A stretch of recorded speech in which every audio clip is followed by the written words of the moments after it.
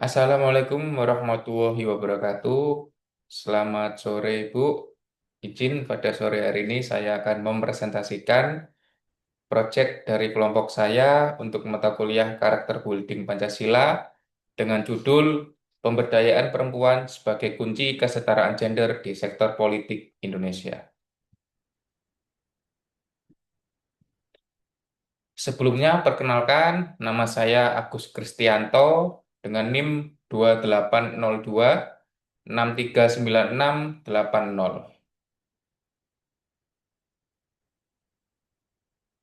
Berbicara tentang kesetaraan gender di kancah politik Indonesia.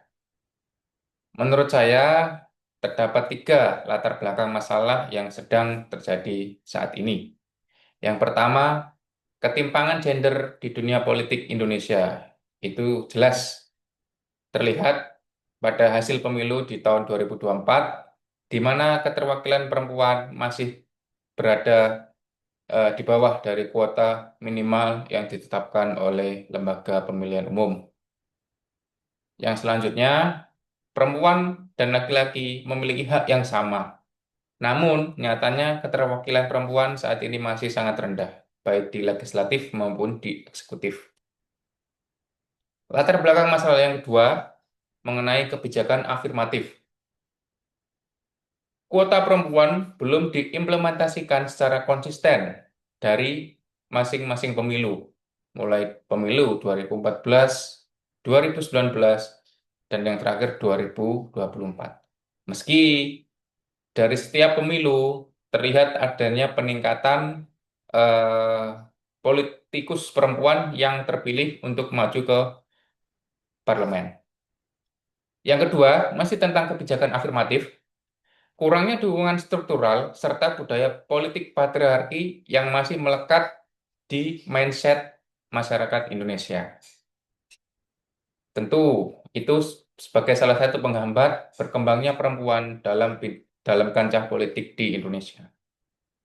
Latar belakang masalah yang ketiga, pentingnya pemberdayaan perempuan melalui pendidikan, pelatihan, serta kebijakan yang inklusif. Selain itu, diperlukan strategi untuk mengubah persepsi masyarakat dan mendukung partisipasi perempuan dalam bidang politik. Dari ketiga latar belakang masalah dapat ditarik rumusan masalah. Yang pertama, bagaimana efektivitas kebijakan afirmatif dari Komisi Pemilihan Umum terkait dengan eh, perempuan dalam bidang politik di Indonesia. Yang kedua, bagaimana peran pendidikan dalam memberdayakan perempuan untuk terlibat dalam kancah politik di Indonesia? Dan yang ketiga, bagaimana strategi terbaik untuk mengatasi diskriminasi ini dan mengubah persepsi masyarakat tentang peran perempuan di bidang politik di Indonesia? Fakta yang terjadi di lapangan, yang pertama, peningkatan keterwakilan perempuan. Memang pada pemilu 2024 ini, jumlah perempuan yang terpilih meningkat dari pemilu di tahun 2019. Jika kuotanya di 30%, di tahun 2024 sekitar di 20%. Artinya masih ada gap yang menjadi PR kita bersama. Bagaimana eh, kuota perwakilan perempuan ini terpenuhi oleh perempuan-perempuan di Indonesia. Fakta yang kedua mengenai kebijakan afirmatif. Kebijakan afirmatif telah diterapkan, namun masih banyak peningkat pengambilan keputusan yang belum berpihak kepada perempuan. Artinya, memang secara keterwakilan perempuan itu meningkat, tapi eh, keputusan yang diambil oleh parlemen yang berpihak kepada perempuan itu masih rendah. Jadi ini juga menjadi PR kita bersama bagaimana peningkatan keterwakilan perempuan juga meningkat, namun pengambilan keputusan yang berpihak pada perempuan juga meningkat sehingga semua berjalan dengan linear. Fakta yang ketiga, adanya budaya politik patriarki Budaya politik ini faktanya masih sangat kuat di masyarakat serta partai politik di Indonesia. Fakta yang keempat, komitmen partai politik masih rendah. Komitmen partai politik yang beragam terhadap kebijakan afirmatif kuota perempuan dalam legislatif. Kita tahu bahwa tidak semua partai politik memberdayakan perempuan. Mereka lebih condong untuk memberdayakan tokoh yang dianggap terkenal di lingkungan masyarakat. Jika terkenalnya adalah laki-laki, maka itu yang akan menjadi prioritas utama dari partai politik tersebut. Menurut saya, terdapat beberapa solusi yang mungkin dapat diterapkan untuk mengatasi eh, kesenjangan gender di sektor politik ini. Yang pertama, mengenai kebijakan afirmatif.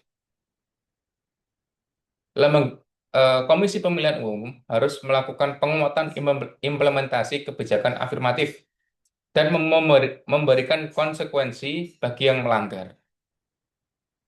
Jika itu tidak ditegakkan, maka partai politik juga tidak akan menganggap serius dari kebijakan afirmatif tersebut. Sesuatu yang baik memang berawal dari sebuah keterpaksaan. Ketika sudah terpaksa, pasti akan menjadi sebuah kebiasaan. Yang selanjutnya adalah pendidikan politik. Kita tahu bahwa pendidikan politik bagi perempuan di Indonesia memang sudah banyak, tapi rata-rata hanya sebatas memberikan pendidikan, tidak memberikan sebuah reward atau beasiswa. Mungkin akan menjadi menarik jika pendidikan politik itu dibarengkan dengan sebuah beasiswa yang diberikan terhadap perempuan yang memiliki semangat yang tinggi dan kemauan untuk belajar tentang politik lebih dalam lagi. Itu pasti akan menjadi nilai tawar-menawar yang baik bagi perempuan untuk terjun di sektor politik di Indonesia. Yang ketiga, kampanye dan advokasi politik untuk merubah stigma masyarakat bahwa politik itu adalah ranahnya laki-laki. Perempuan pasti bisa. Jika laki-laki bisa, perempuan pun pasti pasti bisa. Karena semua adalah sama. Yang keempat, mentoring serta jejaring pemimpin perempuan. Bentuk komunitas yang dimentori oleh perempuan-perempuan yang telah sukses di bidang politik. Banyak perempuan yang telah sukses di bidang politik. Makanya perlu adanya wadah yang menjadikan beliau-beliau tersebut mentor sehingga muncul bibit-bibit baru untuk di masa yang mendatang. Dan yang terakhir adalah peningkatan perlindungan terhadap perempuan di kancah politik. Percuma, semua sudah ditata dengan bagus, semua sudah dilaksanakan dengan baik, namun perlindungan terhadap perempuan di bidang politik masih rendah. Pasti mereka akan takut, mereka tidak akan bisa lepas dalam menyuarakan apa yang menjadi pemikirannya. Untuk itu, perkuat perlindungan hukum terhadap kekerasan berbasis gender di dunia politik bisa menjadi salah satu solusi untuk meningkatkan keikutsertaan perempuan di sektor politik Indonesia. Dari proyek tersebut, saya dapat memetik 3 pelajaran. Yang pertama, realita di lapangan memang menunjukkan keterwakilan perempuan masih rendah, sehingga perjuangan untuk mencapai kesetaraan gender, khususnya di kancah politik, masih berlangsung, dan itu tugas kita bersama.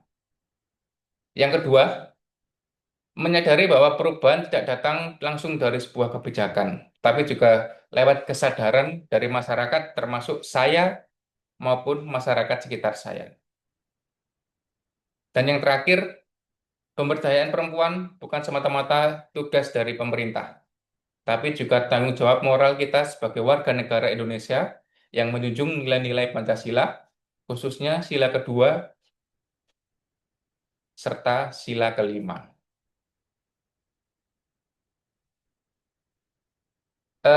Terima kasih.